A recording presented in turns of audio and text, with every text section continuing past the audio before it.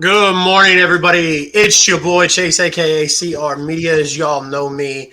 We are here for another edition of the Sunday Morning Drive. I am joined by my usuals, Martin, Livewire Sports, Good and morning, Dylan. guys. Absolutely. Good morning, Martin. But we've got two fresh faces on here this morning, as you guys can see. We you may see them on Sports Empire Network. You may see Gene on Wire to Wire. You can see Coach Dante on everything that Sports Empire puts out. Just about Yeah, everything. everywhere, everything.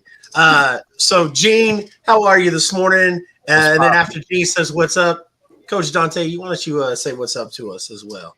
What's poppin'? Brand new whip just hopped in. I'm ready to rock and roll. Talk some football, man. I like Whoa, say that one more time for me. I like that slogan. I said, what's He said, poppin'? Brand new whip just hopped in. It's a little. What's that? Who said that? It's a rap lyric. I I know it's a rap lyric, and I know who it is. And I can't Jack think Harlow. of it because you said it so fast. Yeah. Yeah, Diego. Yeah. Yeah. Yeah, Dylan's cousin. yeah. Harlow's Dylan got a fresh haircut though. I like it, gentlemen. So the Sunday morning drive. This is where we kind of drive down the gridiron, talk about the games today. Kind of, give a little bit of our analysts, if you will. Just getting ready for a great day of football. And it ain't going to get much better. The Kansas City Chiefs play at the 3:30 game against the LA Rams. Can't wait for Patrick Mahomes to whoop up on the Rams and for Freddie to act like he's never been a fan of the Rams. So we'll get into that game and much more. Gentlemen, Martin, why don't we start with you and we'll kind of go down and around. Tell us your name and tell us where everybody can find you on social media. All right, my name is Martin. I go by Livewire Sports Entertainment. You can always find me on YouTube, Livewire Sports Entertainment. I have a Monday through Wednesday show, Washington Commanders, The Aftermath, Miami Hurricanes, Canes on the Daily on Tuesdays, Wednesdays, NFC East Roundtable. Also, you can catch me Saturdays and Sunday mornings here at the Big Dogs on campus on Saturdays and Sunday morning drive on Empire Sports.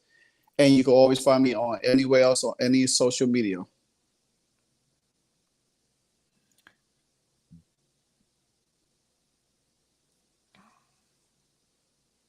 I think you're on mute, bro. I couldn't hear what you said. I am. I apologize. I said thank you for that, Martin. And Gene, go ahead and tell everybody where they can find you. Got you. I'm Wire to Wire Sports on Wednesday night. We are 111 straight episodes at Wednesday night. So join us. We had our best month in downloads ever this past month. You can find us on Facebook, YouTube, Spotify, iHeartRadio, Apple Podcasts, wherever you can listen to a podcast.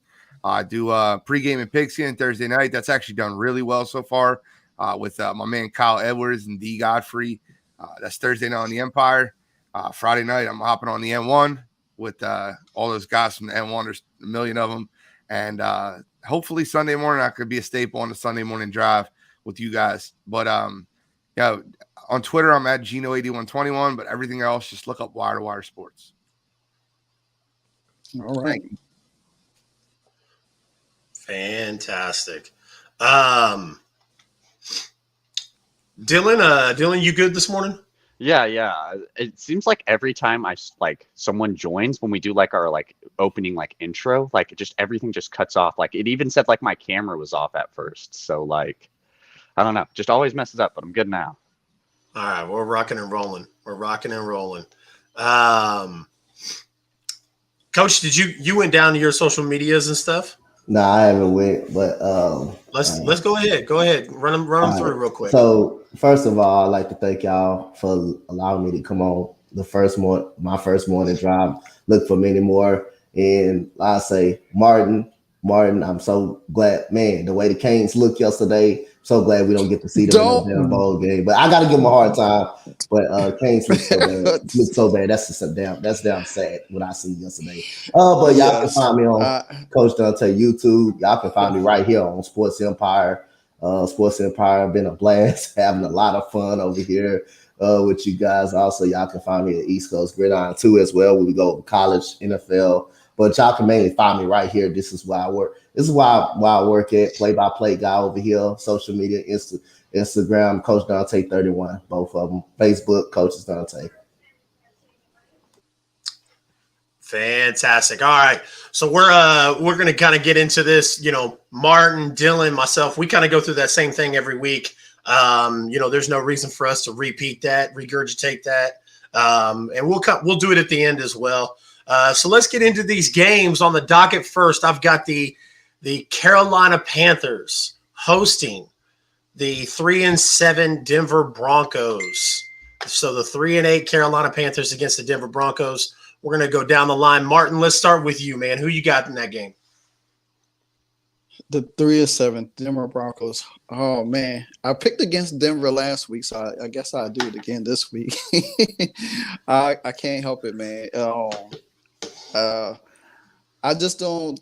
Denver's just not a good team. They're not a good team. Carolina, I mean, they are all right. They're not a good team either, but I mean, I just don't.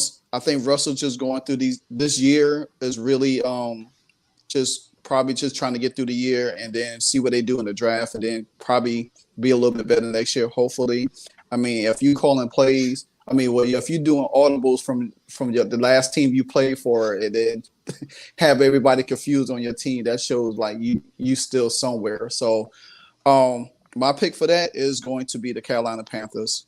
So I ain't doing no points on it. It just, it could be a tie, it could be 1 point game, but Carolina at home, I'll go with Carolina. All right, Gene, who you got? I don't know, man. This game is this is dumpster fire city. You got two teams. I think Sam Darnold's actually starting for Carolina today. Yes, It's embarrassing, right? Like, can you imagine being that Carolina roster and like your choices of quarterbacks are Sam Darnold, Baker Mayfield, and PJ Walker? Just hope that Matt Corral come back. Exactly. Hope Matt Corral come back next year and look good enough to start, because those three are awful. And then how do you pick between coaches? The two coaches in this game are Steve Wilkes, who drafted Josh Rosen, and Nathaniel Hackett, who should be fired. Both these coaches are awful. I guess I'll go with Denver because I think they have a more steady defense, but both the teams stink. So I'll go with Denver with the implication that their defense scores a touchdown versus Sam Darnold, who likes to see ghosts. Coach Dante, who you got in this game? Do I actually have to pick this game, and it's so sad. I actually have to pick the shit bowl game right here. But I gotta go with Gene. I'm going with my brother Gene right here. It's not Denver defense is not even bad. Their defense is really actually good. Their offense just as bad, it's just bad. The head coaching is not good. You've seen that from the first game they played against Seattle, how bad the poor decision that he did make against the Seattle Seahawks. You saw that from the first game, and all of a sudden he carried on to the rest of the season. But I'm gonna just go with the Denver Broncos based off their defense. I don't think they're gonna score a lot of points, but I think their defense is gonna do enough to hold Sam Darnold down. Sam Darnold is not even really an NFL quarterback at this moment. He's no more than a clipboard holder. So at the end of the day, I'm going to take the Broncos, just banking on their defense basically alone. Dylan, who you got?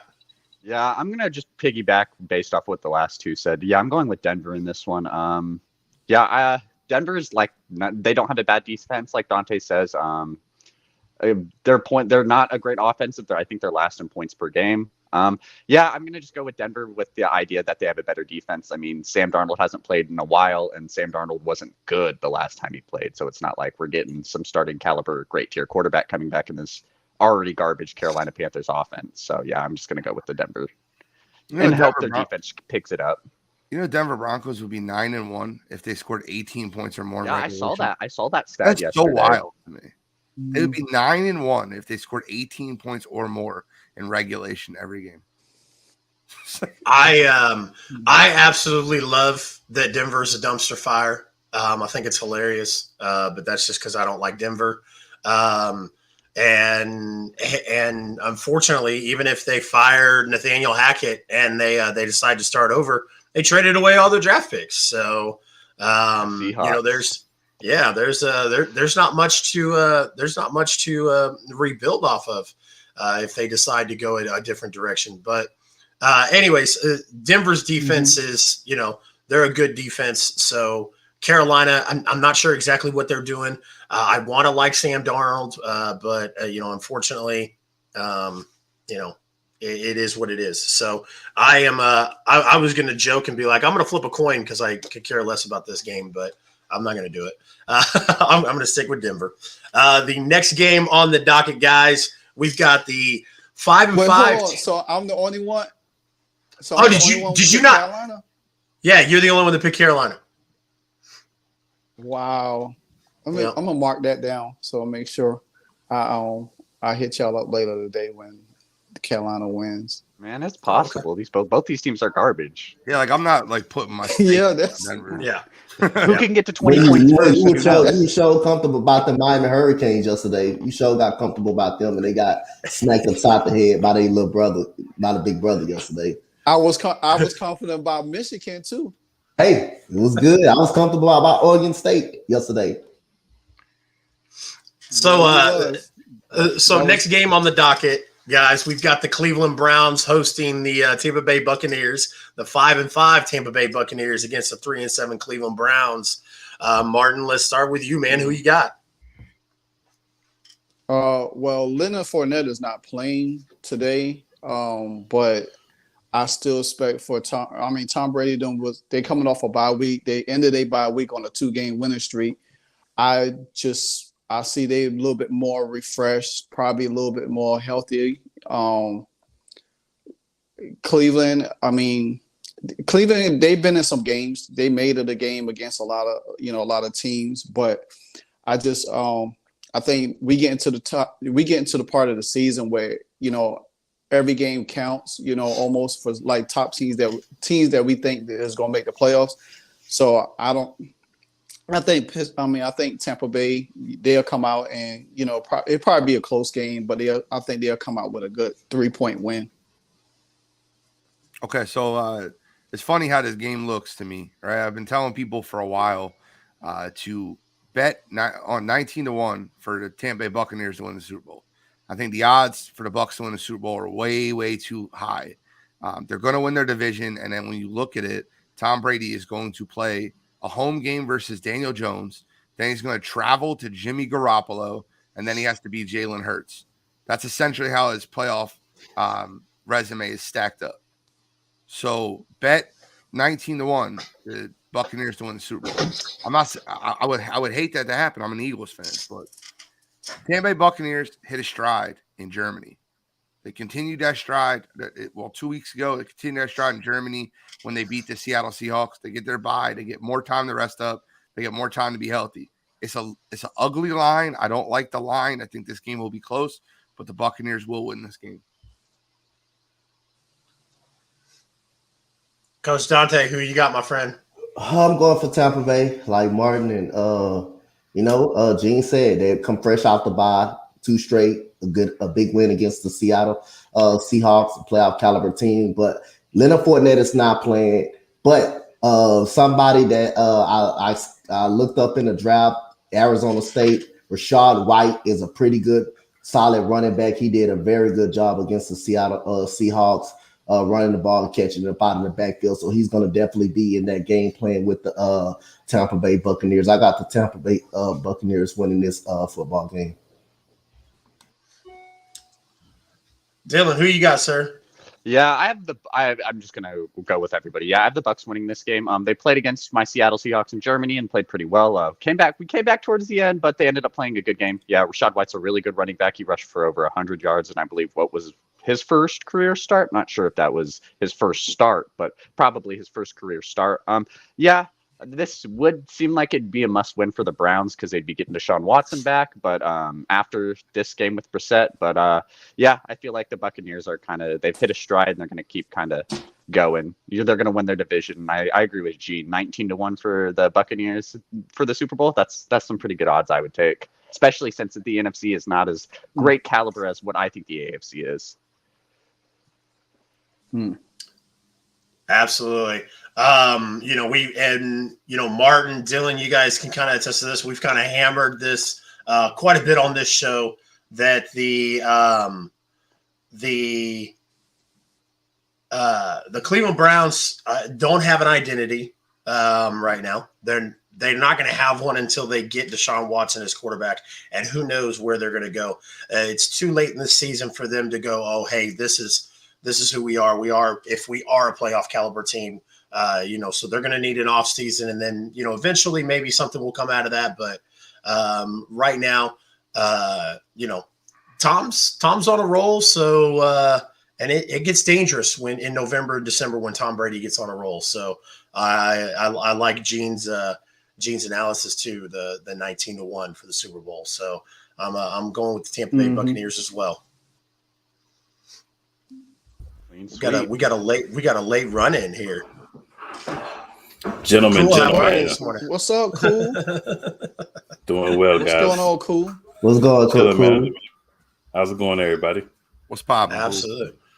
Looks like you're just in time to give us your pick on the Tampa Bay Cleveland game. Cool. I mean, you got to go Tampa Bay in this game. Cleveland's real iffy. They put up some stats, but as far as winning a lot of games, it's something they haven't been able to do. Brissett is a solid, backup quarterback, maybe one of the better backups, but he's not really a starting caliber quarterback. Tom Brady and the Tampa Bay Buccaneers getting a little momentum. He's always going to get help from the referees in tight situations. So, I mean, I got to go Tampa Bay. All right. So the next game on the docket, gentlemen, is going to be the Baltimore Ravens in Jacksonville against the Jacksonville Jaguars. The 7-3 Baltimore Ravens against the 3-7 Jacksonville Jaguars. Martin, who you got?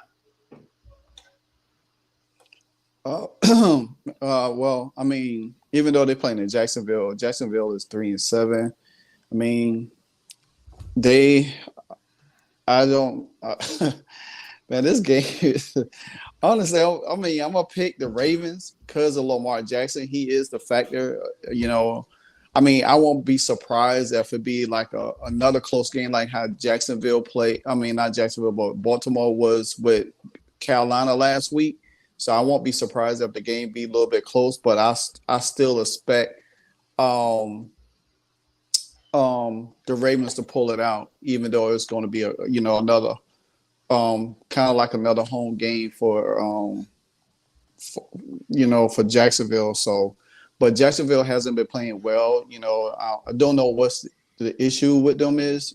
I mean, I know they're a young team. I know this Trevor Lawrence, second year, Doug Peterson's first year. So I think, they'll get it together going into next year. But this year is probably, it's not going to be to their liking. So definitely, Baltimore is a 3.5-point favorite. I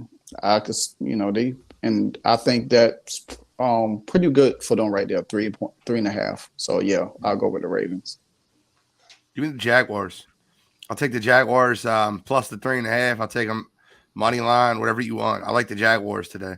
Coming off a bye, Doug EP. I love what he's doing down there in Jacksonville. I think Trevor Lawrence is growing into what everyone thought he could be. You got to understand, this guy had Urban Meyer as head coach last year.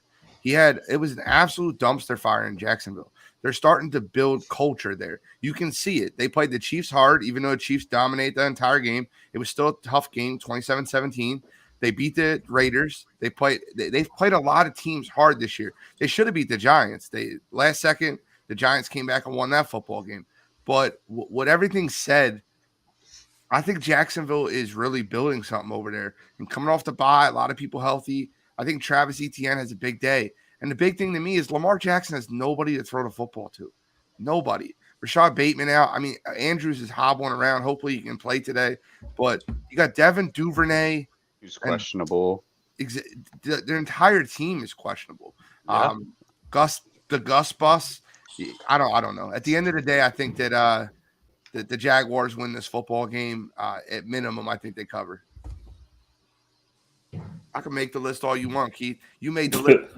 You was talking about the Washington Commanders on Monday Night Football when you was running your mouth telling us to drink bleach. Don't forget. I don't forget, man. I'm an Eagles fan, die hard. So remember Key, that. you be quiet. Your Yankees got swept. You be quiet by my ass show. You be quiet. Quiet in the chat. Fire. I don't forget. Fire. Keith, I don't even know you, and you're already on my bad list. We. All right, Coach. Man, boy. All right, so All right, Coach. I'm gonna this is a hard game to pick because Baltimore is suspect too. They've been playing a lot of close games. They haven't been putting up the points on the board. They struggled dramatically. They got beat by the Giants, which is the game they should have won. Lamar Jackson threw an interception on. They struggled mightily last weekend. So it is some questions there on that offensive side as well. You know what? I'm gonna take the upset. I'm gonna go with Trevor Lawrence and the Jacksonville Jaguars. Just too many questions about the Baltimore Ravens offense. I know their defense is gonna keep them in the game with Roquan Smith. You know, the rookie from Notre Dame. Hamilton has been playing a little better, but just too many question marks on the offensive side of the ball. You're not gonna beat everybody every single game just running the ball based on alone. You only got Mark Andrews. He's banged up. It's just too many questions on that offensive side of the ball by the Baltimore Ravens. You're not going to just beat nobody on the running game alone. At some point, when that running game is stopped, you're going to have to come off and throw the football. So I believe they can throw. They don't got the receivers to throw the ball around the yard. So I'm going to pick an upset. I'm going to go with the Jacksonville Jaguars at home. Dylan, who you got, my friend? Man, I thought I was going to be unique picking this upset here, but yeah, I'm going to go with the Jacksonville upset. I was looking at their injury report before the game, and I mean, like everyone said, they don't really have a team. Hamilton, Duvernay, Robinson, Edwards are all questionable. Then you have like Likely, Davis, Stanley. They're all out.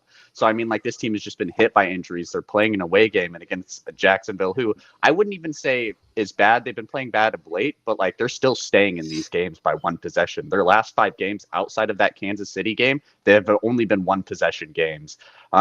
The Baltimore, I would say, has been struggling. Lamar Jackson seems like he's getting a little more like antsy. He's getting a little more angrier on the sideline. He's been a little more reactive with this team. I'm going to take Jacksonville. I feel like they're coming off that bye week. They're going to kind of, just reset, kind of be ready for this game. I feel like they're going to be more prepared. I'll go the Jacksonville upset. I like it. Cool. Who you got, my friend? So, Jacksonville is a very impressive team. They're playing better than I think most people expected, but they're not going to win this game today. You still have Kenyon Drake, still have DeMarcus Robinson.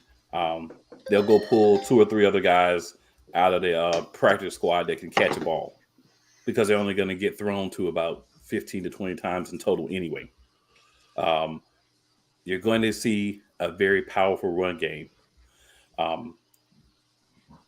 We seem to not mention a lot that Baltimore has a very solid defense. So you got an offense that's shaky. It's not bad. And I think you give Jacksonville another year or two, they're able to keep all their pieces together. It's going to be a dangerous team. This is going to be a team that's going to make the playoffs and is going to beat a lot of people down. But we're not quite there yet.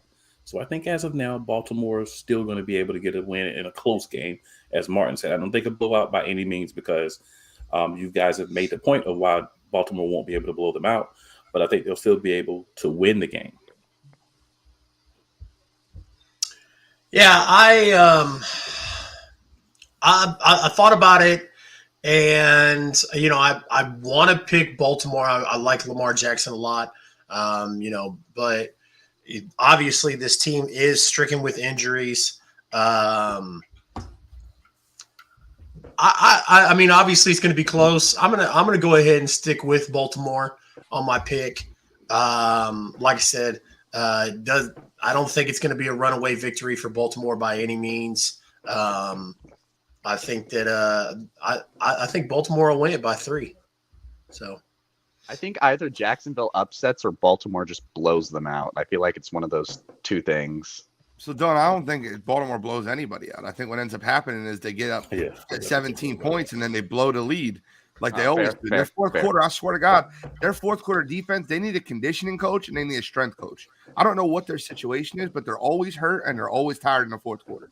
That's Baltimore. That's John Harbaugh for 15 years. That's who he's been.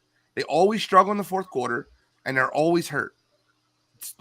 Hire a new strength and conditioning coach. Is it Harbaugh's brother? I don't know who it is, but it can't be. They got to make a change somewhere. Absolutely. Now, this next game, I do think this next game will be a blowout. I apologize in advance, Coach Dante. We've got the Miami Dolphins, the 7-3 Miami Dolphins hosting the 1-8-1 Houston Texans. Martin, start us off, my friend. Oh, well, my Commanders played Houston last week, and Houston, I mean, they're not gonna do much. They're gonna make it competitive, but I do feel that Miami, they playing just as well, just as good as any team over there, in the AFC. But I don't see there is no way in God's green earth. And I think did they bench Davis Mills for this game? I'm not sure. They did. But they benched Davis Mills. So Who's their quarterback? pretty much, yeah. Kyle Allen. So pretty much, yeah. I'll give Miami a 10.5 point favorite in this game. Now, Miami should win the game, right? Miami is a Super Bowl contending team. Houston's 1-8. But I think it will be a lot closer game than most people think it will be. Like, I'm not laying the 14 because the thing that Miami wants to do is pass the ball, and Houston has two very, very good corners with Derek Stingley Jr. and they stole one of our guys, Steven Nelson, from last year. And they also can't stop the run, and Houston wants to run the football. So, styles make fights, right? Damian Pierce is going to get a heavy dosage, and the Miami Dolphins have real issues stopping the run. So I think Miami wins the football game. I just think it'll be a little closer than most Dolphin fans want to admit. So give me the Dolphins by 7. This is gonna be our first legit ass whooping we take. First legit ass whooping for the season. Every other game we played, we was competitive. Offense scoring 17 points per game. Not gonna get the job done. I think Derek Stingley is out with a hamstring injury. He played 300 snaps, haven't given up a touchdown. Secondary has been our strongest point, but the problem is we don't stop the run. And that allows the defense to get tired up. And I think Miami Dolphins will pull away in this game late. But every game that we played, we have been close in each and every single ball game. It's just Davis Mills haven't had the year. He's regressed by mightily this year, and next he's benched. And I don't think Kyle Allen will make too much of a difference outside of Davis Mills. I don't think he makes that much of a difference anyway. So you might as well could have kept Davis Mills in there because Kyle Allen is not going to make too much of a difference. Let Davis Mills go out there and stink all year. That way we know we for sure get the quarterback in the first round of this year's draft. But other than that, Dolphins is going to be our first legit ass whooping of the year this year. I didn't realize Stingley was out. Probably would have changed my opinion there. Yeah, he had a hamstring injury. He makes a huge difference on the defense. Yeah, he does. Yeah, he didn't play last week either.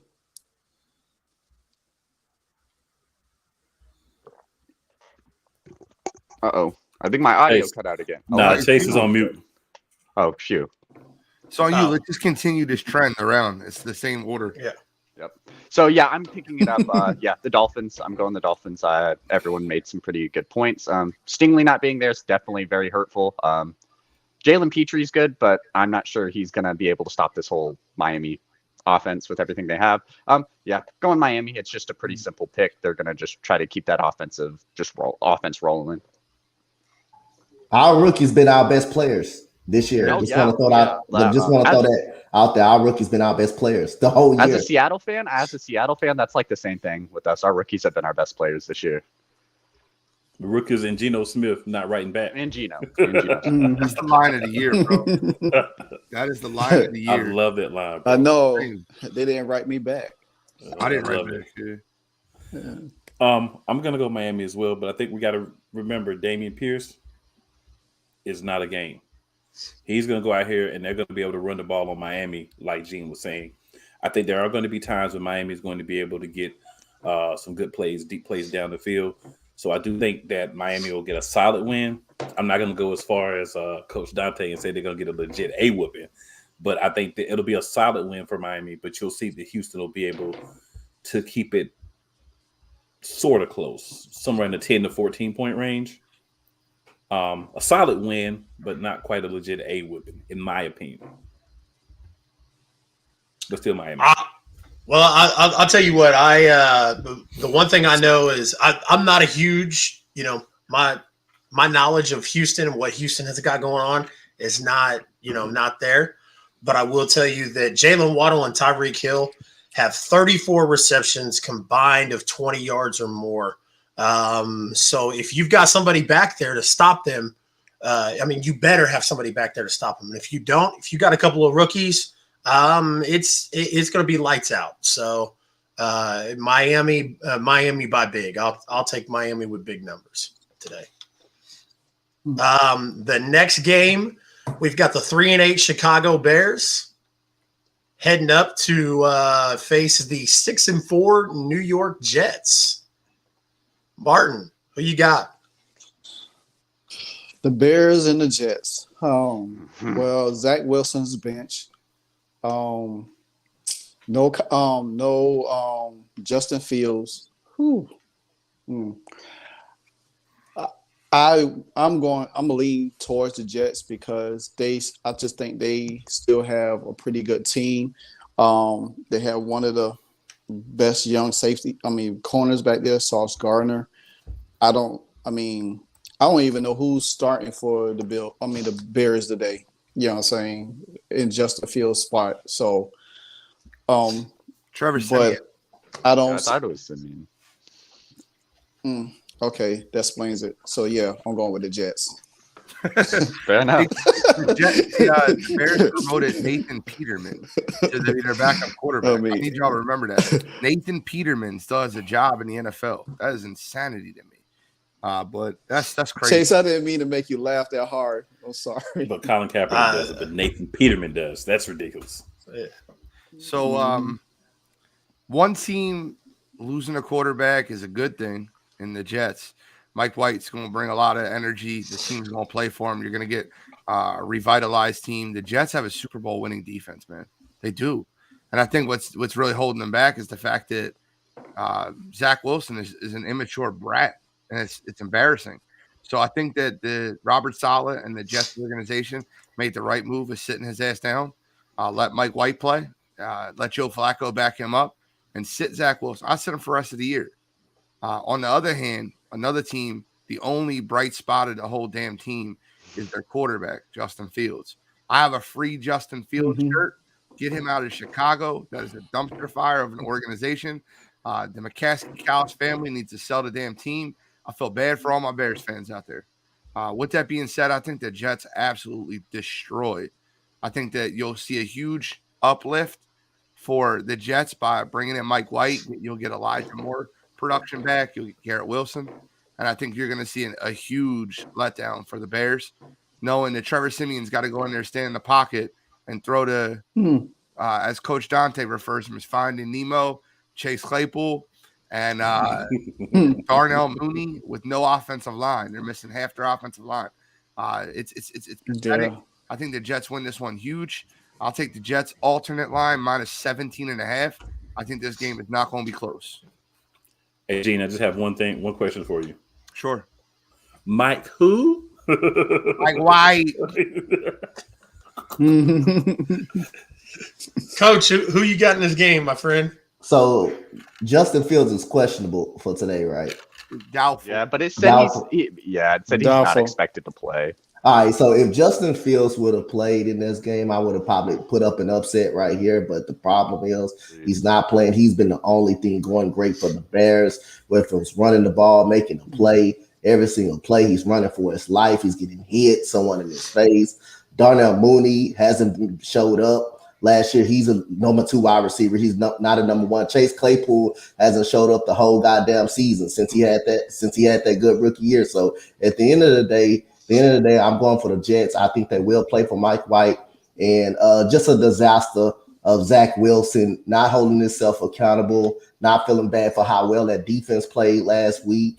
And it's just immaturity. And Nigel said he needs to be on the bench the whole season. And I'm glad Robert Saleh finally sent him a message. You sit your behind down. You watch from the sideline. And I think the Jets will blow up from that. And I think they will come out ready to play some football. And I got the Jets winning this game at home. Yeah, I'm taking the Jets. I agreed with what Coach Dante said. Justin Fields was playing. I would have took the Bears upset here. Just because Justin Fields is, like Gene said, an amazing quarterback. They need to figure out what to do with him or get him out of there. Like he has such amazing talent just to be wasted on that Chicago Bears team. Yeah, I'm taking the Jets. Mike White, he played great for the Jets last time we saw him. Yeah, he suffered a horrific injury. Sucks, but now he's back. The team seemed to really rally behind him when he was their quarterback there too as well. This Jets team needed somebody who's going to be vocal and be a leader, and they got that out of Mike White. I said, like, they rallied behind him. So yeah, this Jets team, they did the right thing by benching Zach Wilson. The comments he made after they lost, acting like it wasn't his fault when he's thrown more interceptions than touchdowns this year. Yeah, I'm going the Jets. I'm not sure if they'll blow them out, but the Bears don't really have anything outside of Justin Fields in that offense, or at least that's been productive and consistent. So yeah, I'm going the Jets on this one. Yeah, it's pretty simple, man. It's definitely the Jets. As everybody said, Zach Wilson talked himself out of having an opportunity to be that quarterback for the rest of the season. I agree. He needs to sit and learn how to be a quarterback. We'll see if you have an opportunity in the offseason. We'll think about it. You can't lose the locker room. You can't lose every player and every coach's respect to think you're going to continue to be the quarterback of the team. That's not going to work. The Jets have enough with Mike White, as you guys have talked about. They're going to be able to do what they need to get a pretty solid, I'd say, win here. The Bears, as everyone has said, tough couple of seasons, right, for the Bears. You got to figure out how to make some wholesale changes to the offensive line and get in some players and get in a number 1 receiver, because if not, like you said, you're wasting Justin Fields and he's not going to sign an extension. You're just going to have to keep paying him over the top for 1-year deals once his deal is up. But a couple more years of this, man, his family's going to probably start a free Justin Fields movement for him. I started it already. Well, they'll boost your movement for him. How about that? You ain't lying. I'll buy a T-shirt right now. I don't like the Bears unless Justin Fields is playing. I'm kind of with everybody else, kind of at this round table of I love Justin Fields. I think he's extremely talented. I think that we've had multiple conversations, Dylan, Martin, and myself on the Sunday Morning Drive, where organizations will pick extremely young, talented quarterbacks with a big arm, great legs. And then they won't accentuate the positives on those guys. So that's the same situation there. I don't like Chicago without Justin Fields, so go ahead and give me the Jets as well. Next game on the docket. Hey, one other thing I want to say real quick. Justin Fields should be a Jet. I just wanted to put that out there. Oh, yeah, of course.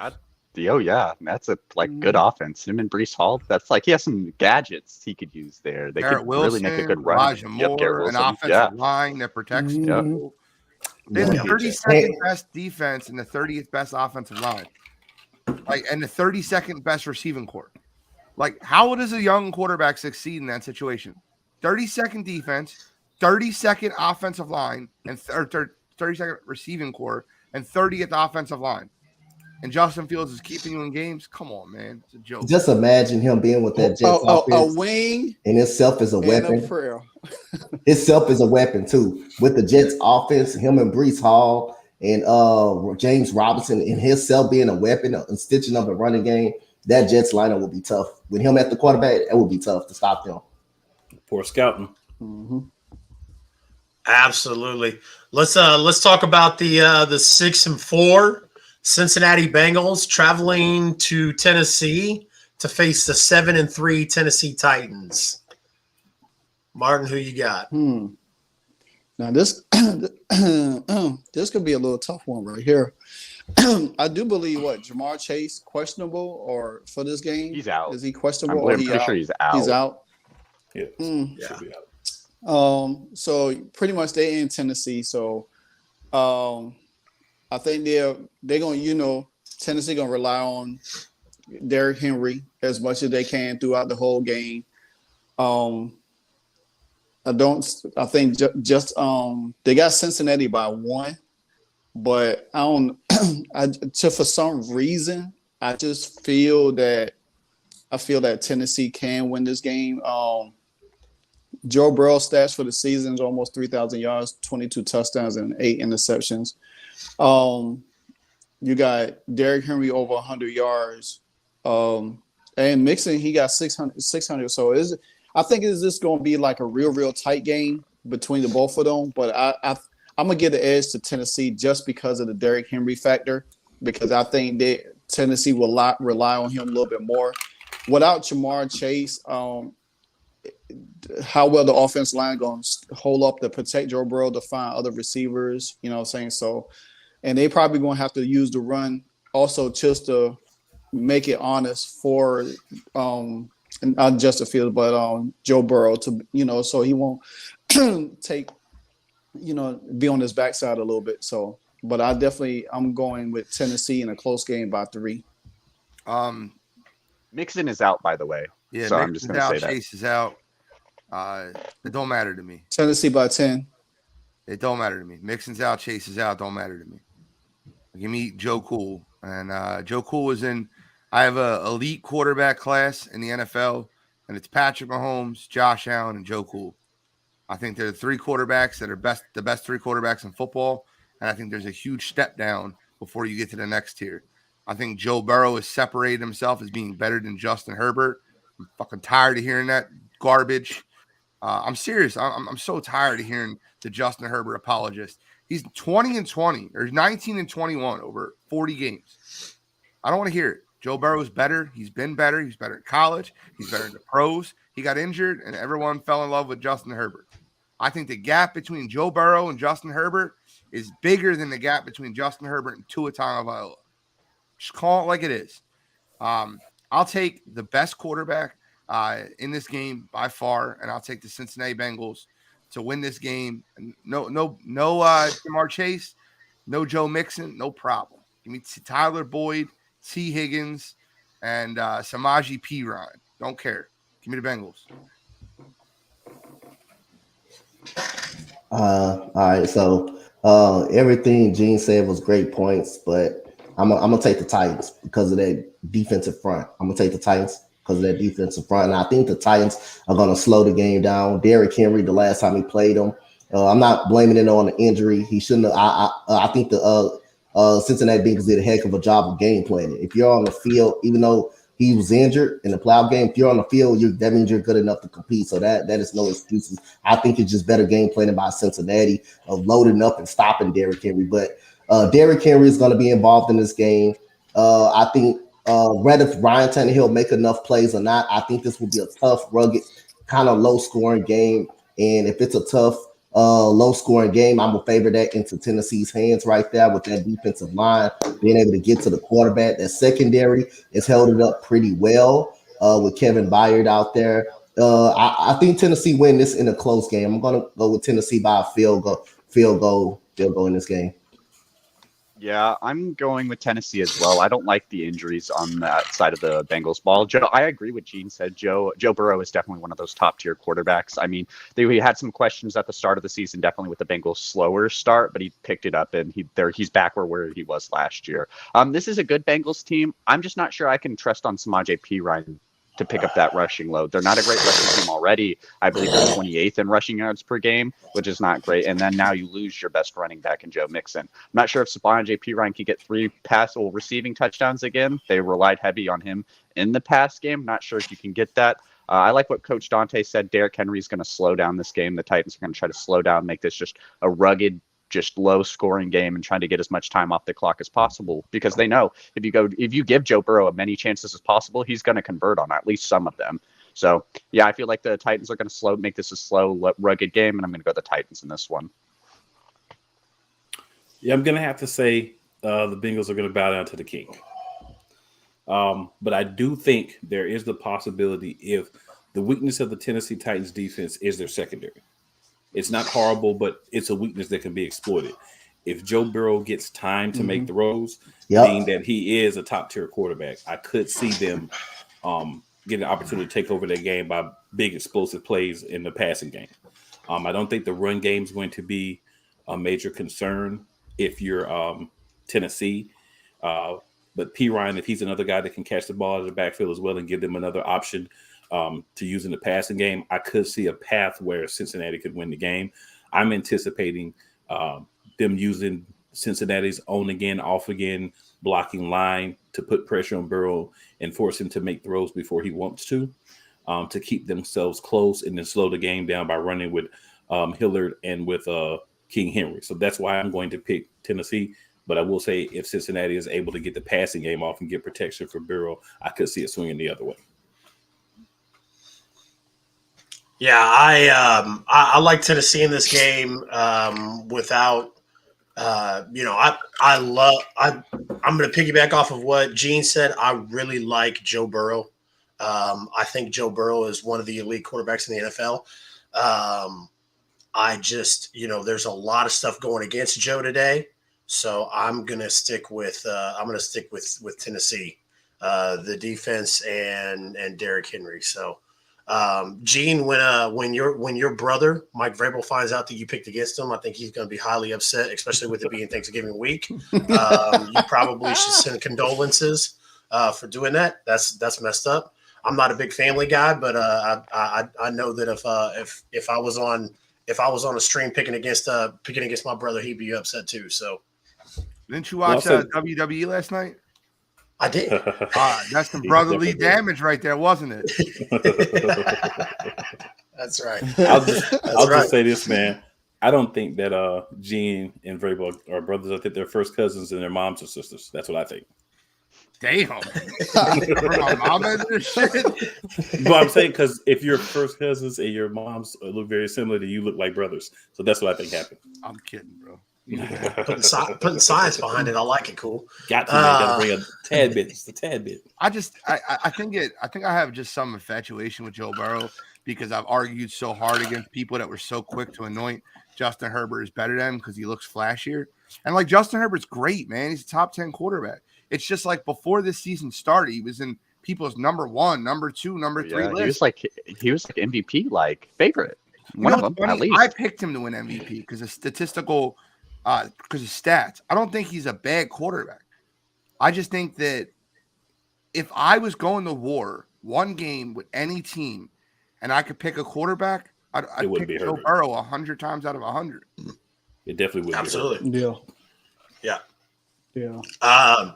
The thing that always that resonates with me, and I knew Justin Herbert was great before this, but the AFC Championship against the Kansas City Chiefs, he was sacked 9 times. Came back from a 20-something point deficit. Played absolutely cool under pressure. Like I said, I can't say enough great things about Joe Burrow. He's a stellar kid. He's got stuff about him that makes him a great quarterback, not just stats and flashy passes. So. Let's talk about this game where the 5-6 Atlanta Falcons travel to the 6-5 Washington Commanders. Martin, let's start off with you, my friend. Well, this is a special day for the team, because this morning they're doing the unveiling of Sean Taylor. So I will be putting on my Sean Taylor jersey around 1:00, for game time. Get ready. If Taylor Heineke beats the Falcons today, he'll be 2-0 in 2 years against them. So he beat them last year at Atlanta, and he plays them this year. I think it's going to be an emotional game. No Chase. I'm glad, let him, I think, bring him back after the bye week. We got one more week before bye week. We play the Giants next week. But the way the defense has been playing, they made a lot of changes from the beginning of the season to now. They've been on the road. Out of the last games, defense been playing phenomenal. The one thing we don't have is Ben Jew, but we do have Danny Johnson. We have other guys. Probably most likely Bobby McCain probably move over into that corner spot a little bit today. But I think the way our defense been playing, our full front's been playing, we can put pressure on Mariota. You know, we done played mobile quarterbacks this year and had, you know, success against them. So that's not an issue anymore. I think the offense will put up some points. I do believe I believe we put like 20 plus points today against the Atlanta Falcons and beat them handily. You know, we've been controlling. The main thing I like, we have been controlling the clock against opponents, you know. So my thing is this here, I think we pick up another dub and then get ready for that divisional game next week. Hopefully we don't look ahead to that game and get caught slipping. So that's one thing I am kind of concerned about. But unless that we should win this game with no issue. I apologize, gentlemen. I just had a family emergency. I need to head out. I apologize. Okay. No worries, man. Take care of business, bro. Yeah, I'm gonna go with the Washington Commanders right here. I like the depth that they got on that defensive front.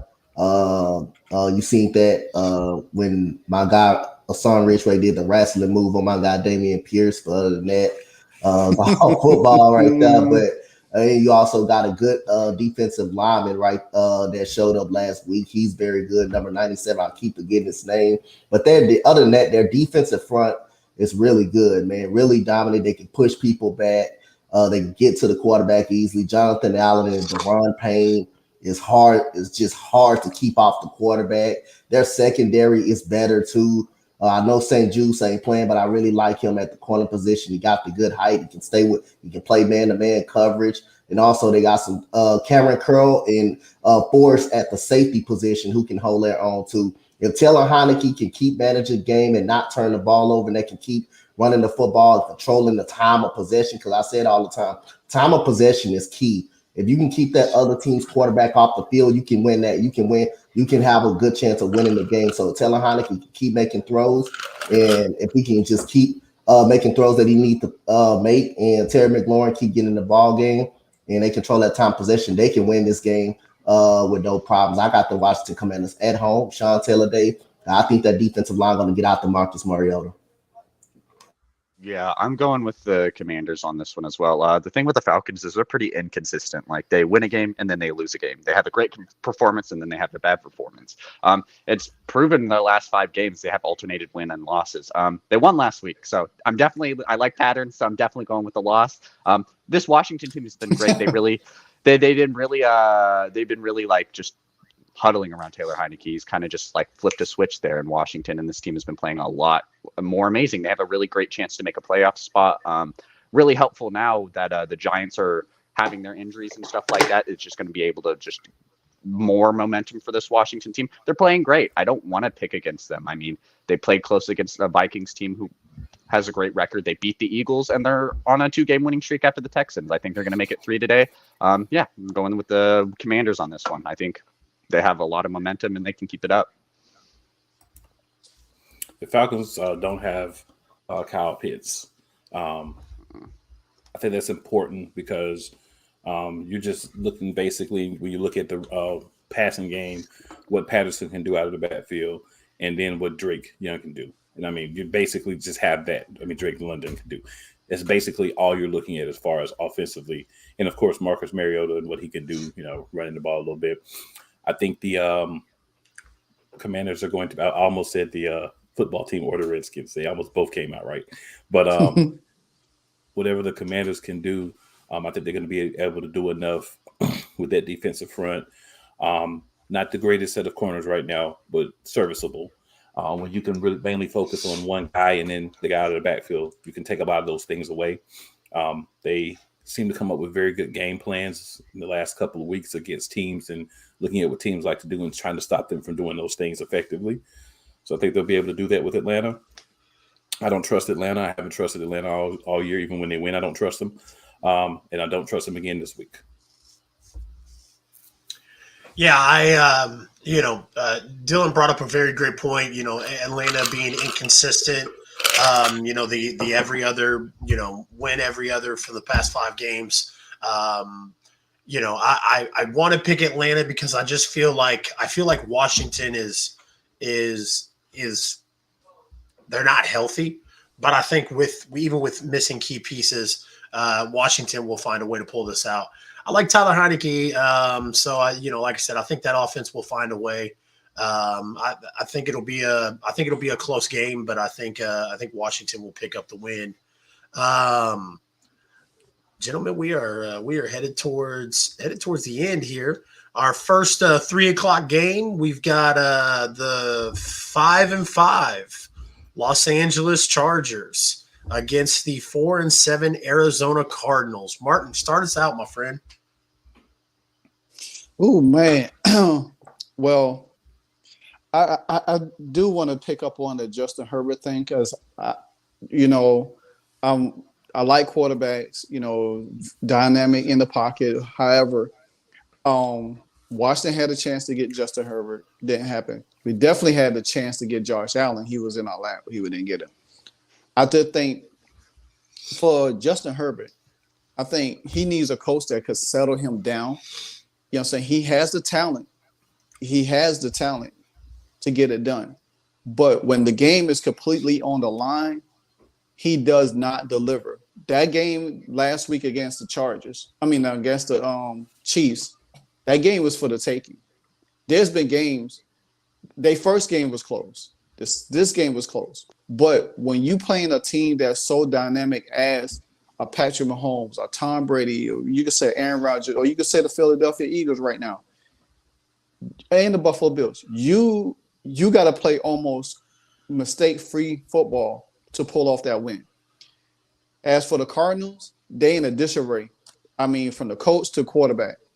You know what I'm saying? Now, I guess somebody from – I forgot who they played last week. One of the cornerbacks said that, called Hopkins steroid boy? Charvarius Ward. Steroid boy, yeah. So they got a lot of issues going. They have a lot of issues in Arizona. And whether if Kingsbury make it through the end of the season or not, after the season, they need to figure out what direction they're going to go to. You know what I'm saying? I think for the Chargers, I think they are going to have a coaching change at the end of the season, whether it's Sean Payton or who. But if Sean Payton does come there, then he'd be the one that straightens Justin Herbert out, get him on the right track. Because right now, he has the talent, but there's no direction. But with that being said, I still will pick the Chargers to beat the Cardinals because the Cardinals is just they're on that cliff of being trash right now. Coach Dante, who you got, my friend? I'm gonna tell you this. If the Chargers lose this game, they're out of the playoff picture. If they lose this game, they no longer will have a chance to make the playoffs. I'm going with the Chargers, but the message that I sent and I called it out on Facebook the other day, this Cardinals team quit on the coach Monday night. They quit. They flat out quit. Deebo Samuel was a play where he was running the ball. He ran the full reverse. No Cardinal player touched him. And the icing on the cake, George Kittle runs down the sideline. You see 2 Cardinals come. They didn't even bother by knocking them out of bounds. Just let them walk right in the end zone, untouched. They didn't bother by coming up and trying to make a hit. This team quit on the coach Monday night. Cliff Kingsbury should have been fired later that night on the field. He shouldn't have had a chance to make it into a locker room. Should have given Herm Edwards treatment. you show it. And like I said again, when you have guys quitting on the field like that, you lost the locker room, and it needs to be something done right then and there. I don't care if you got a new contract or not. These guys out there, they quitted on the coach. You saw no motivation at all in these players. You got Kyler Murray making $250 million to go out there and not play well. not play well. Only plays well with DeAndre Hopkins is on the field. That's the only time you feel like he does play well. But this team, nothing more needs to be talked about with the Arizona Cardinals. What he should have been fired that night after that performance that the Arizona Cardinals put up. He shouldn't have been allowed in the locker room. He shouldn't have got his pink slip soon as the game was over with on the field. So Cliff Kingsbury will not keep his job after this year. He would not be the head coach for the Arizona Cardinals. And that was an embarrassment, what I saw Monday night. And that should feel like a shame to this organization and to this team that you got players out there quitting on the football field, not trying to even come up and make a tackle on anybody. And Jimmy G looked like a Hall of Famer out there, a gold jacket quarterback out there. And anybody that touched the ball looked it pretty. Brandon Ayuk is not even considered a best receiver in the league. And he's out there looking like next upcoming and Tyreek Hill out there. And it was just an embarrassing loss. And it starts with the head coach, Cliff Kingsbury. Yeah. I'm a big advocate for Kyler Murray just because he's Oklahoma guy. I'm a big OU fan from Oklahoma. It's where I live currently. So I'd like to see Kyler Murray do good, but Cliff Kingsbury is not the answer for him to do good. This team has struggled. Coach Dante said it well. This team has pretty much practically quit on their coach. You see just videos of them arguing. It's just not good there. He should have been fired a while ago. The Chargers, the main thing with the Chargers is they've been riddled with injuries. They don't have anybody on their injury report. So, you're getting a full, healthy, back-to-strength Chargers team. I feel like the Chargers are just going to run away with it. I don't think Hackett's a great coach. Not Hackett, but I don't think Staley's a great coach either. He definitely has his problems, but at least this Chargers team can win. And they don't seem as dysfunctional as the Cardinals are per se. Their players are not really arguing as much. They're not giving up. They're at least still trying and being competitive in these games. I feel like the Chargers are just going to run away with it. Kyler Murray is great, but great when DeAndre Hopkins is there. He's been getting to Rondale more, but he's out this game. Marquise Brown is back. Who knows if that's going to make a difference? It depends if he can catch a football or not. I'm going with the Chargers on this one. It seems just that the Cardinals just seem like a trap team to me. I don't like picking them. Well, I say all the time. I laugh at myself before I say all the time. If there has been a new FPS game that's came out in the last couple of weeks, we're not going to get a quality Kyler Murray. When I watched him play against the Eagles earlier this season, and a couple of the times I've seen him, man, it's so funny. It's like a toddler running away from adults, right? Just the size difference. Now, the ability that he has to get to move around the pocket, to get out, to get first downs, to make plays with his legs, to make room to reset and throw, I am impressed with. But I just don't think he's completely in it. And I think a lot of it has to do with what Coach Dante and Dylan have already stated. The head coach. I think the head coach doesn't motivate the team or the quarterback. So therefore, Kyler Murray is giving you about 75%. And about 75% is not good enough to beat most NFL teams as the quarterback. So I think that once what needs to happen happens, Arizona, if the right hire is made, can be a more dangerous team. But right now, I just don't see them beating the Chargers. If the Chargers lose this game, they should just sit all their starters for the rest of the year and try to get them a better draft pick to replenish the roster. Yeah. Make sure no one else gets injured for next season. If the Chargers lose their game, they need to combine their team with the Rams. Maybe they both will have a winning record. Oh, that might make things worse. I know. If Herbert was throwing to Williams, Cup, and Allen. I mean, that's a little wild. Well, you got to remember, Cup is out. Oh, Cup is out. Yeah, Cup is out. So yeah, I guess that wouldn't work. No, it wouldn't work because you don't have Cup. I mean, Khalil Mack, Aaron Donald, though, that'd be a nasty defensive line. I don't like the Cardinals in this matchup. I think I think that, if there was a way, these two teams should tie and both organizations should fire their head coach before they leave the football field. But somebody's going to win. So, and I think it's going to be Brandon Staley and the Chargers. The next game we have on the docket is the 3-7 Los Angeles Rams coming here to Kansas City to take on the 8-2 Kansas City Chiefs. Martin, who you got? Pass. Man, that game gonna be a blowout, dude. I mean, come on. Have you seen the Rams? The half a horn Rams? I mean, no Cooper Kupp. I think Allen Robinson ain't playing. Matthew Stafford might not play. He's not playing. Kansas City by 30. Kansas City gonna win. They're gonna win big though. But I mean, I don't even. That game don't need no more thought process to it. Kansas City all day. I say nothing more for me to say. Kansas City, Chiefs. I'm not gonna really say anything else. I mean, Rams is just really a dumpster fire at this point.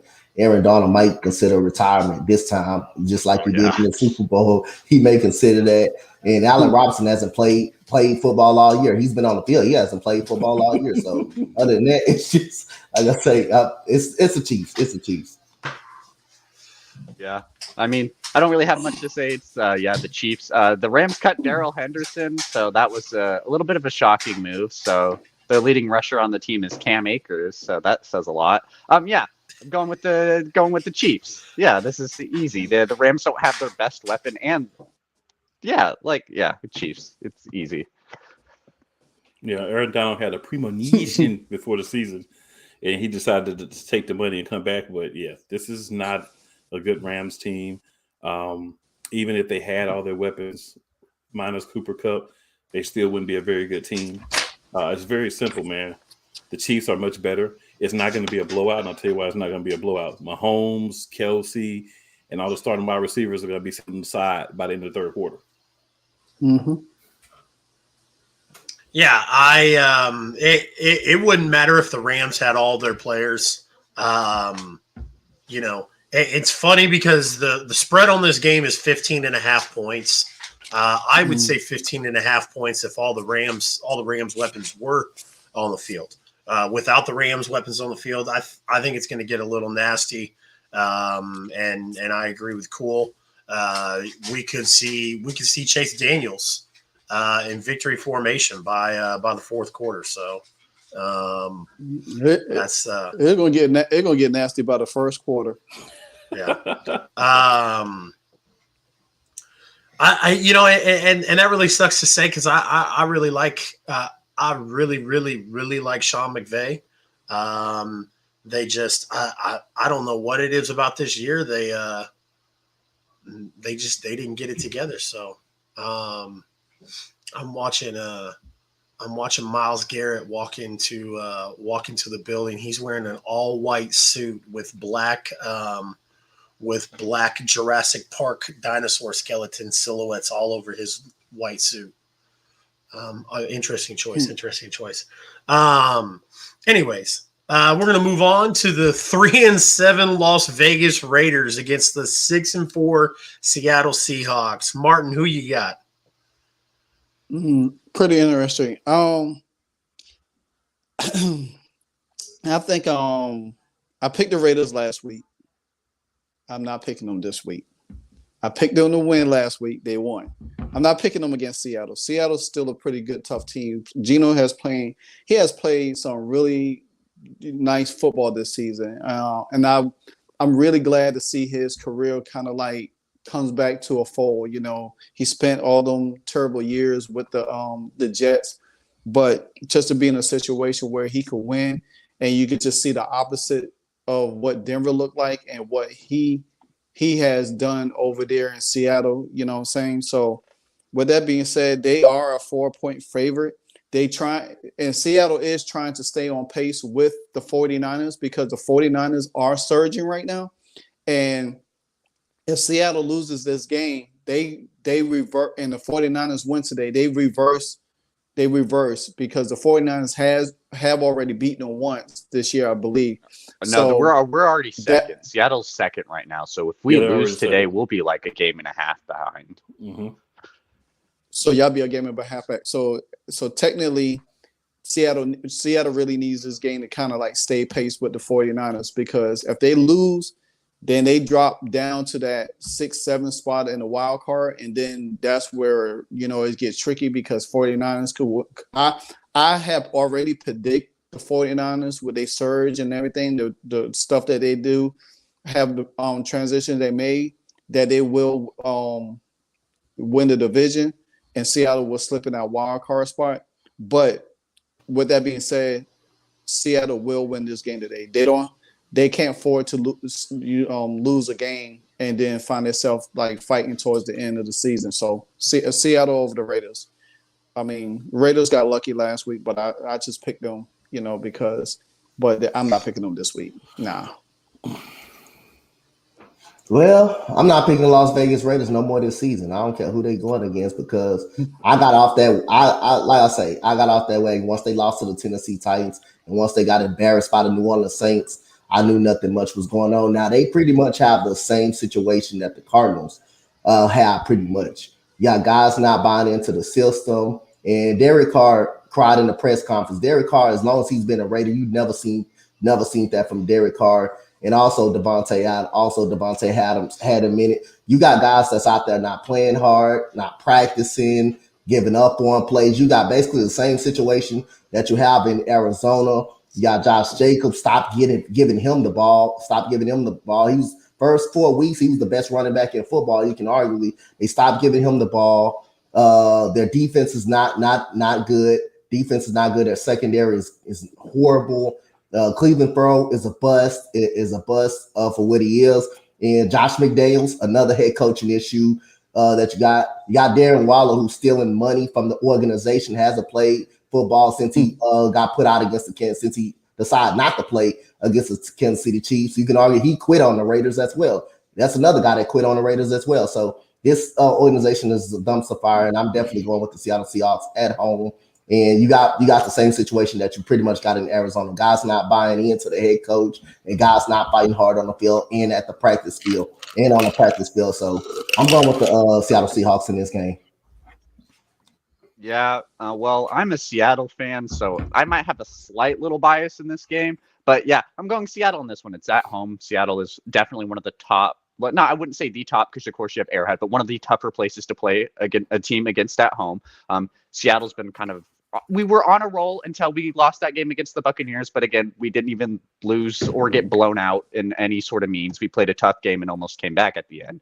The Seattle team's been thriving off the play of their young rookies, Kenneth Walker, Abraham Lucas, Charles Cross, Tariq Woolen, Kobe Bryant. Like all of those guys have been playing exceptional this year so far. And Geno Smith, you just throwing him back there. Like, who expected this from the Seattle team? This was a team that was projected to get the second pick, and now we might get a top pick because it's Denver doing bad, not Seattle.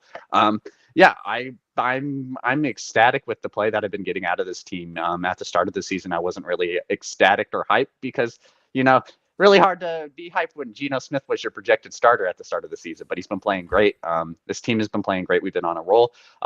Yeah, I'm going with the Seattle here because one, we're at home, and two, the Raiders have been very inconsistent. They played good last week, but who knows if they'll play good this week. They're not buying into McDaniels.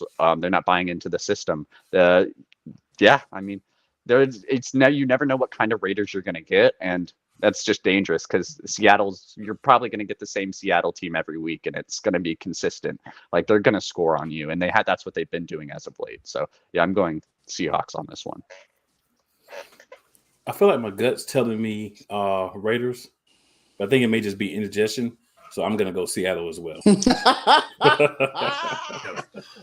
It's definitely indigestion. Oh my God. I'll tell you what, guys. I'm going to be honest with you guys, man. This was a humongous waste of time. This doesn't even deserve an analyst. The 3-7 Las Vegas Raiders are 1-5 away. They're going into Seattle. It's no question. Seattle's gonna rouse these guys. And I'm still on my my soapbox that Devontae Adams is not elite. He's good. He's a damn good wide receiver. Might even possibly be great. But to call him elite is an absolute insult to elite wide receivers. Like I said, I'm still on that soapbox. I'm gonna be on that soapbox, and I'll catch y'all next year when the Raiders have a full off season and they still Devontae Adams still isn't an elite wide receiver. So well, they had a full off season this year. They had a full training camp, full off season, no excuses for that. Yeah. No, I know. I'm erasing the excuses before they even begin. It doesn't matter. Like I said, East Coast Gridiron says I can't condone that. I didn't ask if you could condone it. I don't care. It is what it is. Devontae Adams is a Green Bay Packers wide receiver. I'm from the show me state, and what I have seen is every wide receiver that leaves Aaron Rodgers goes and gets a big contract, and they don't do jack diddly squat. They don't live up to it. Devontae Adams is not elite. You put DeAndre Hopkins, Coach Dante and I have had this conversation when I've been on shows before. You go back to the trash ass quarterbacks that DeAndre Hopkins had in Houston. TJ Yates. Come on, Coach, help me out. Name someone. Brian Hoyer, Brock Osweiler. Brock Osweiler. Brandon Whedon. You had Ryan Mallett. Ryan Fitzpatrick. Deshaun Watson was by far his best quarterback that he ever had. That's it. That was DeAndre Hopkins. Patrick was okay. That's the sad. You had Matt Schaub. You had Matt Schaub on my knob. Yep. You use that word when you throw that word elite around, man. You better walk into an organization with a halfway decent quarterback and make him look good. Derek Carr is not garbage. Derek Carr is a decent quarterback, and Devontae Adams can't make Derek Carr look good. I'm sorry. It is what it is. It is what it is. Played together before. That's the worst. I apologize, East Coast. That's just it is what it is. He's not elite. He's a good, maybe great wide receiver, but elite, to call Devontae Adams elite is disrespectful to elite wide receivers. Like I said, we spent way too much time on this Raiders and Seahawks game. Tell him, Chase.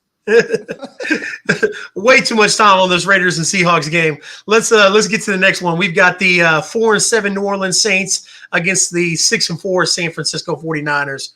Who you got? Ooh, Saints and 49ers. Man, see, I've been, for the last few weeks, y'all guys know I've been already in that playoff mode because of what's been going on with the NFC East and the totality, because, we are the best division in football right now. The beast. So, regardless of, we might beat up at each other, but we still staying strong, baby. But Seattle and San Francisco are in my Commander's way. So I don't think the 49ers is going to lose today. Now, the Saints might put up a good fight, but let me tell you what I seen the 49ers do to poor Colt McCoy last week, man. Should have been criminal. And Andy Dalton, it ain't going to be no different because the 49ers is going to come. They're going to sack him. They're going to dog him out. 49ers defense been playing so ruthless. Now, we all know the question mark of the 49ers, Jimmy G.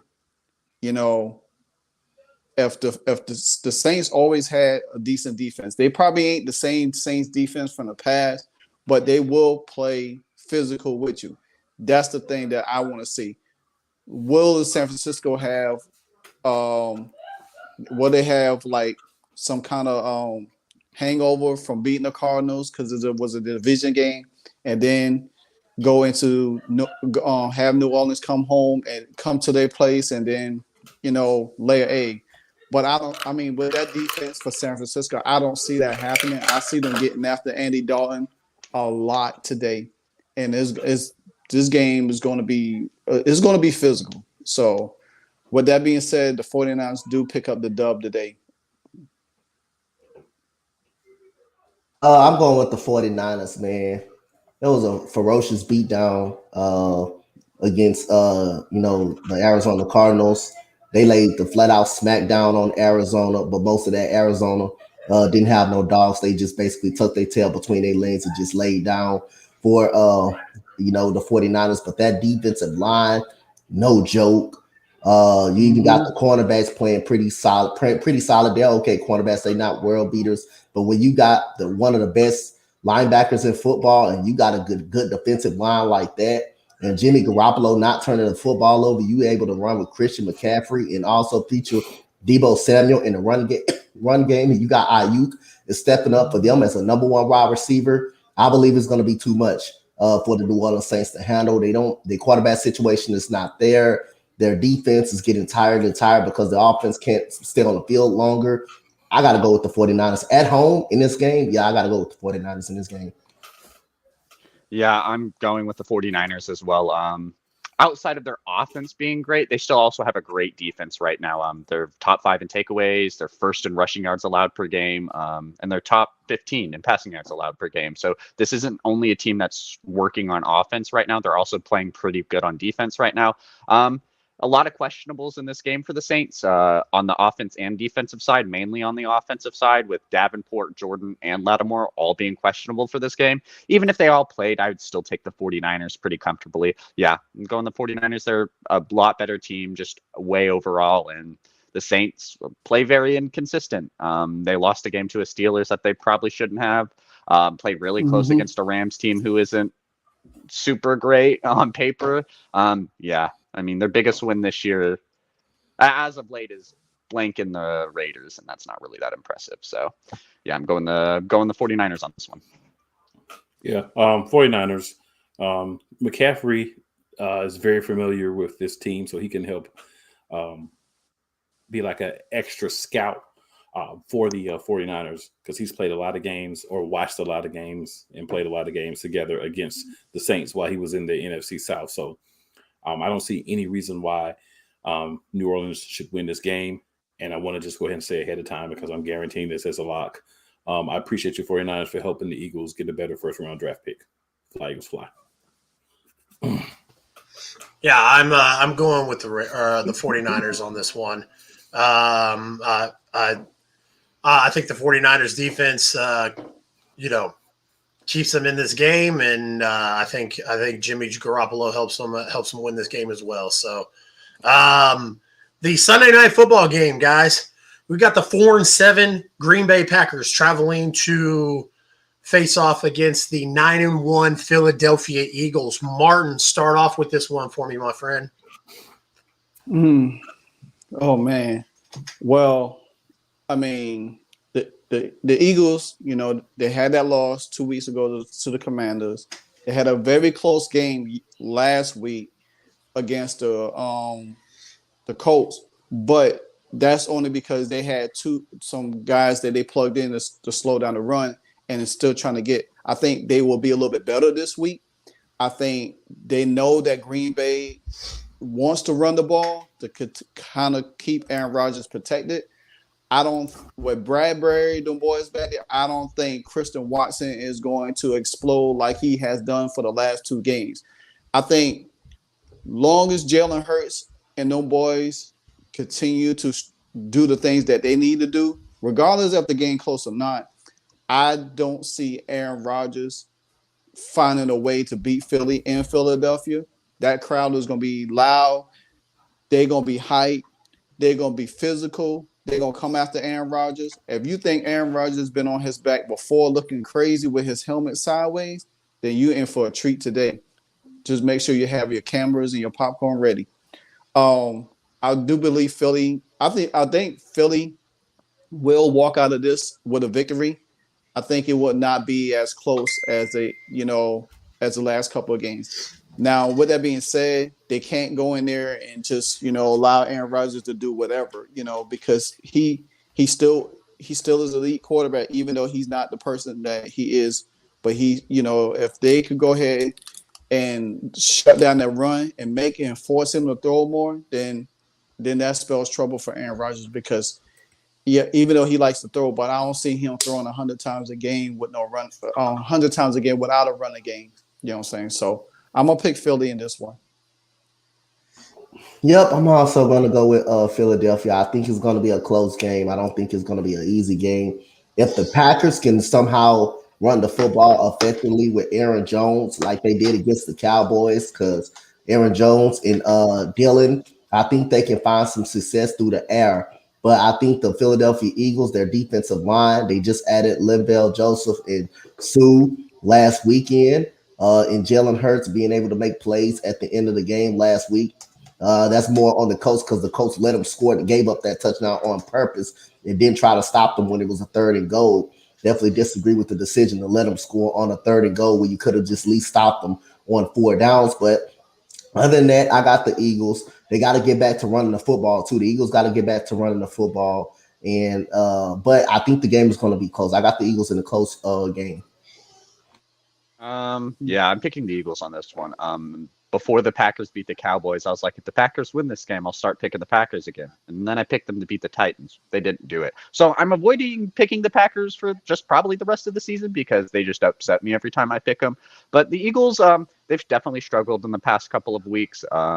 Definitely need to get better on the defensive side of the ball, especially against the run. Like Coach Dante said, picking up Sue and Joseph are great 2 pieces for them.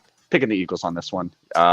I don't trust the Packers. The Packers could keep this game close. Of course, you have Aaron Rodgers as your quarterback. It's always a little bit risky picking against someone like Aaron Rodgers. But again, every time I pick the Packers, outside of them beating the Cowboys, they've upset me. So I'm avoiding picking the Packers ever again. Go Eagles.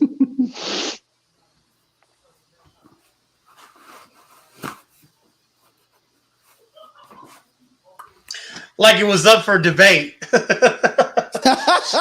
It was up for debate. He went and switched the hat. He was like, "Oh, hey, man, I brought out my Seahawks jersey for my game." Yeah, he doesn't say anything else. Yeah, like we couldn't tell by the Eagles Elite podcast in the background. Eagles Elite.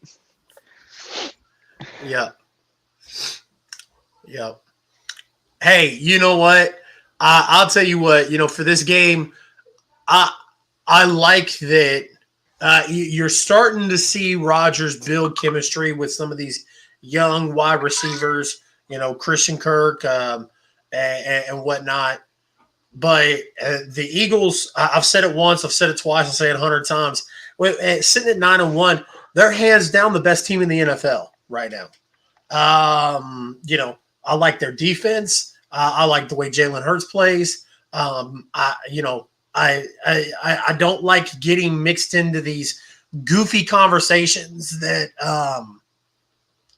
that people like Keith say, one of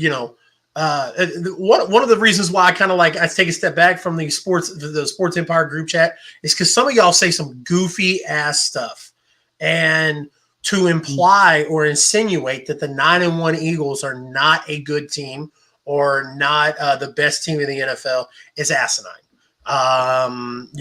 So like I said, I think you will see Green Bay put up a fight, but at the end of the day, the Eagles defense, and then Jalen Hurts is going to carry them to victory. That's how it is. So I wanted to let everybody else talk first. I was waiting for somebody to come in and do what Keith did, because I know somebody would, because no one likes us and we don't care. Keith, what I want you to understand here is you're living in a fantasy world right now. You're living in a hope world. You think you're playing Madden and you're playing against Philadelphia with Green Bay Packers, but you're not, sir. Let's keep it a buck real quick. Green Bay Packers have not put together a solid game this season yet. They've had some great spots. They've had some great plays. The Green Bay Packers are not even right now better than the Minnesota Vikings. We saw what just happened to the Minnesota Vikings. So what I'm going to simply say to you is we've had 2 bad games as the Philadelphia Eagles where we have played subpar. One we lost, one we were able to come back and get a very tight window, a very tight win. Do you not think for any minute that all those players in that locker room, that coaching staff, everybody, the trainers, everyone, the dietitian, people that prepare the meals for the team, have not heard that Philadelphia is not real? They're a joke. They're 9-1 by luck. They're not a very good team. And do you not think that for one moment this team is not going to come out motivated on a Sunday night game to show everybody, you better get your minds right and put some respect on our name? That's what's going to happen tonight. So for people like Keith Springs, and I'm not necessarily singling you out because you're by far not the only person. You could say we're not better than the Chiefs, but we haven't played the Chiefs, so we don't know. Yeah. Wait, So hold on. hold on, Time out. hold on. I got this. I'm Go let you ahead, have a minute. go ahead. Let me get this. So let's keep it a buck. Keith, who's your team first? First, who's Keith's team? Can someone advise me who's Keith's team? Baltimore. Oh, Baltimore. Baltimore. I'm pretty sure it's Baltimore. Oh, Baltimore. So Keith. So let's keep it a buck with Baltimore. If Baltimore played the Commanders or the Eagles, you would catch a fast, hot L. Because guess who's a very great team at defending running quarterbacks because they face one every day in practice with a more accurate arm than Lamar Jackson. And don't argue with me about that. Argue with your mama because we both know that's the truth. Yeah. So, like I said, and this is kind of, we're way over time and I shouldn't even entertain this, but I'm going to entertain this. So these Dylan coming with the Jalen hoodie. So Sports Empire Network, we got to start, pre-screening some of these people we let come through and stuff. I mean, this is ridiculous. More like drug screening. Because everybody wants to be the guy that 14-2. Yeah, everybody wants to be the guy that's like, oh, hey, like I'm gonna say something crazy and wild and get a bunch of people riled up about it, and all that other stuff, and that's fine, like I get it, but at some point you gotta stop that. It's the NFL. No team is going to win every single game in the NFL's 100-year history. Only one team has ever done it. So to sit here and base, and to sit here and base somebody's, to go, oh well, the Eagles aren't the best team in the NFL because they got beat by the Commanders, a divisional game in primetime. It's gonna happen. So like I said, it is what it is. But you can't, I think that the Eagles are a better complete team over the Chiefs, because the Chiefs have issues on special teams and the Chiefs have issues on defense. They've got hundreds of millions of dollars on that defensive line, and they're not getting to the quarterback. They're not sacking people. So, like I said, I just, when I think that the point is that we get so mixed up. We love giving each other stuff, and that's cool. Like I love that camaraderie that we have at Sports Empire. We like to give Freddie a lot of stuff because Freddie likes to say a lot of wildish and outlandish things. Blasphemous. And that's fine. And that's fine. That's all good and fun. But to legitimately say with a straight face that you don't think the Philadelphia Eagles are a good team, that's goofy to me. I agree. Even if you don't think they're the best, Martin has something to say. Even if you don't think they're the best, they're still a great team without a doubt. Being first in the NFC is not something to laugh at, especially like 10, 11, 12 weeks into the season. Absolutely. Look, Absolutely. I mean, my thing is this here. I said it earlier. The NFC East is the best division, but if you look around the league, everybody has issues. Every team has flaws somewhere, some form or fashion. Yeah, we know the two top teams in the league right now. The three top teams: the Eagles, Kansas City, and the Chiefs right now. But Baltimore is not that team right now. For him to say that they will smoke us, please schedule it. Matter of fact, you call Jim Harbaugh and put it on the schedule, for me.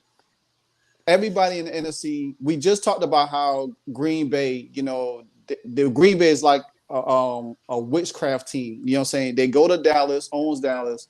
They fall to us. They about to fall to the Eagles. I don't know if the Giants played them. They probably beat the Giants. They are Dr. Jekyll, Mr. Hyde team.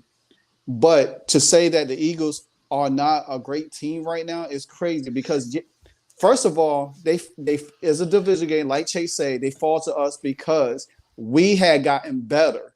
it's not like we was bad. It's every division game could be tight, no matter what your record is. So just to sit there and just say, hey, division games are tight because they know you. That you play them more than once a year. You play them multiple times. You see them. They know each other. So Washington went into that game with better knowledge than what Green Bay is going to go into this game tonight. Like I said, winning games in the NFL is tough. Winning divisional primetime games, even.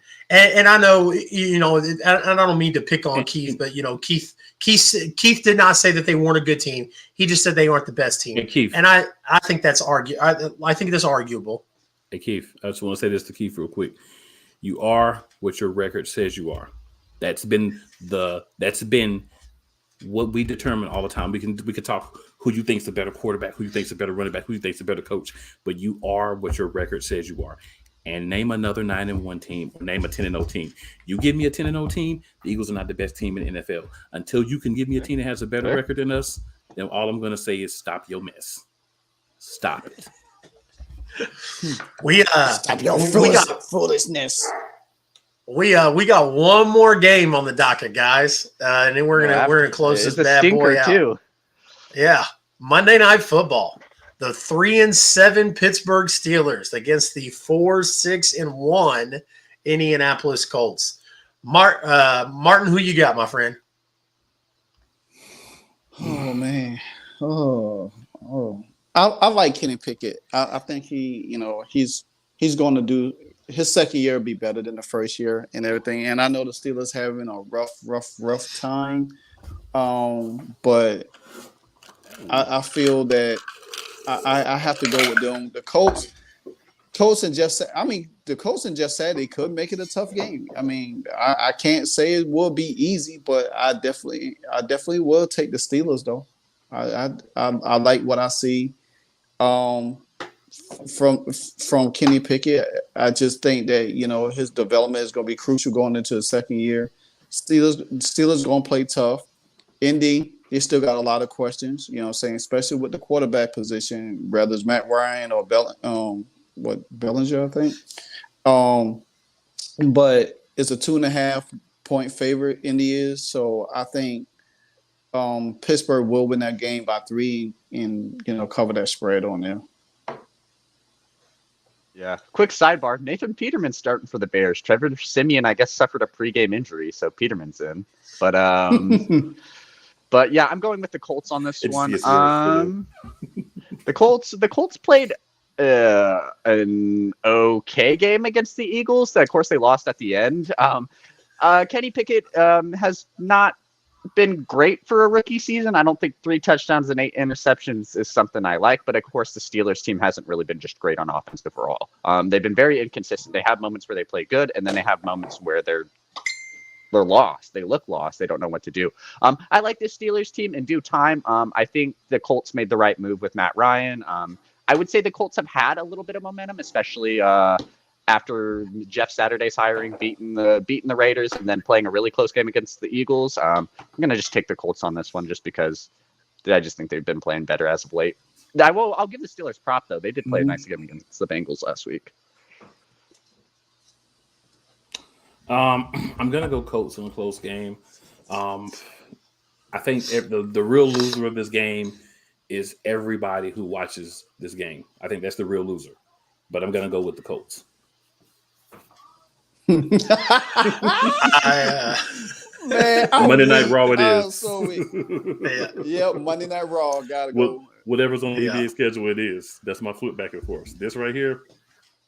Nah, we're not doing He said a real loser of this game. Everybody who watches this game, facts. Yeah. Cannot believe Trevor Siemian got hurt during warmups and will serve as backup. Yeah, that's interesting. I can't believe I'm saying this. Give me the Jeff Saturday coached Indianapolis Colts over Mike Tomlin's Pittsburgh Steelers. I cannot believe I just uttered that. That is absolutely wild to me. But but in all honesty, I don't give two shits. I mean, Yeah, you it could take doesn't. half. Yeah, I don't care, but I literally I'm mind blown that I'm actually going to pick Jeff Saturday's Colts. Yeah, that's we're moving on from that. Gentlemen, we Yeah. we yeah we went over. We went through. We had 6 people at one time. Now we're Yeah. down to 4. Hopefully everything is okay with Gene. Yeah. And then I know Coach Dante had to bail out of here real quick. But man, what a great show this morning. Mhm. Super appreciative. Hunter Dillon, appreciate you coming in and hanging out with us this morning. Keith, appreciate you coming through. We have Ron, East Coast Gridiron, Brett, Anthony, Key. I had a pretty good morning this morning, guys. So, like I said, appreciate everybody coming through and saying what's up. I am going to give you guys an opportunity to kind of go through, let everybody know where they can find you on social media. Before I do so, guys, I do want to talk about SeatGeek. Cool knows I hammered this pretty hard yesterday during the Survivor Series watch along. Guys, if you like going to concerts, sports events, anything like that, check out SeatGeek.com. Use promo code Sports Empire Network, SEN, for your promo code and check them out.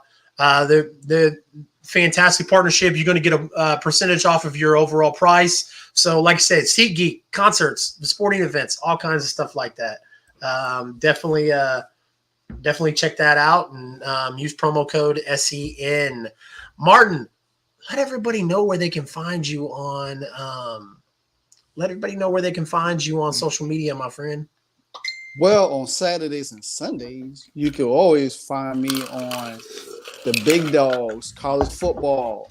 Sundays, you can always find me here with the Sunday morning drive with Chase, Dylan, and the gang. You know what I'm saying? Plus, you can always find me on YouTube, Livewire Sports Entertainment, on Twitter, Instagram, Facebook, and you can always find me on my other shows on Monday, Tuesday, and Wednesday. Watch the Commanders Aftermath, Canes on the Daily on Tuesdays, and Wednesdays, NFC East Roundtable. And also, since you said that, Chase, I will make sure I will push the Seat Geeks through my shows on them days. Yeah, I'll make sure to do it on my Tuesday show as well. Now that I know that. Absolutely. Yeah, with me, you can find me on Tuesdays with the Big 3 podcast. I do that with Kyle and Jordan. They're both really good people. Great for the network. I love them. But yeah, you can also find me here on Sunday as well. I'm super close to starting my own brand. I'm slowly getting everything I got a new computer, mic, everything like that. So I'm getting really close. Just a matter of making my logo and everything like that and fully launching it. So I'm really close. So I don't have anything you can follow me on yet, but we're almost there. Dylan, if you need a graphic designer to help you with that logo, man, I would be more than happy to help you out, brother. Thank you. I did some graphic design myself, so I'll definitely probably send you some drafts and see what we could do better on it for sure. Yeah, absolutely. Hopefully we can get Dylan back on the Big Dogs sometimes too. Love him on the Big Dogs when he's able to get on. Definitely. Yeah, Saturdays are weird. They schedule me at weird times for work on Saturdays. Sometimes they have me coming in at like 7 a.m. and not leaving till like 12, 1. So nothing I can do about those days. Yeah, work comes first, but when you can, man, you're always welcome for sure, man. I'm definitely going to be on for bowl season, that's for sure. Yeah, they really dragged me through the mud yesterday morning, Dylan. I needed some extra help. I tried to have his back, but then I started thinking about Miami, man. It just went downhill. I know, man. Cool, boy. It was not, boy. Then they was in the chat checking on me, talking about asking me if I drunk myself to death and everything. Hey, man, you did say you was gonna take a shot for every bad play. I was like, Martin, you don't want to do that, bro. Well, I know it would be alcoholic poisoning so bad. I wouldn't have been here today. I was like, whoo.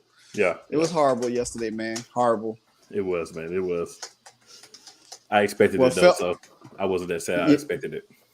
Yeah. Well, guys, y'all have a great Sunday.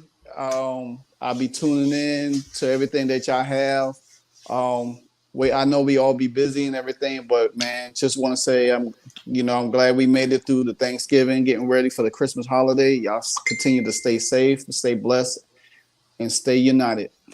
Are we doing any play-by-plays today? Is there any play-by-plays we need to shout out? We are going to shout one out. I know there's one going on tonight. Me, Key, and Coach Dante will be doing the Eagles-Packers game tonight. So definitely make sure you check us out on our pages. Mine will be, of course, on Eagles League. Keys will be on her page, Coach Dante. But yeah, we'll be doing that together. So I know that's going to be an exciting experience. I've done a couple with them, man. They're great to do it with. I love it. So yeah, we'll be doing that. 1-1 so far when I've done them. So this is a tiebreaker. Got to win. I need to win.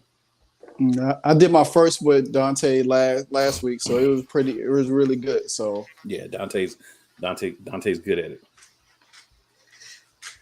All right, gentlemen. So that's going to do it for the episode of the Sunday Morning Drive. My name is Chase. You can find me on social media, on all social medias at CR Media 1988 right there. For my friend Martin, for my friend Cool, my friend Dylan, this has been another episode of the Sunday Morning Drive. As always, have a great day, everybody.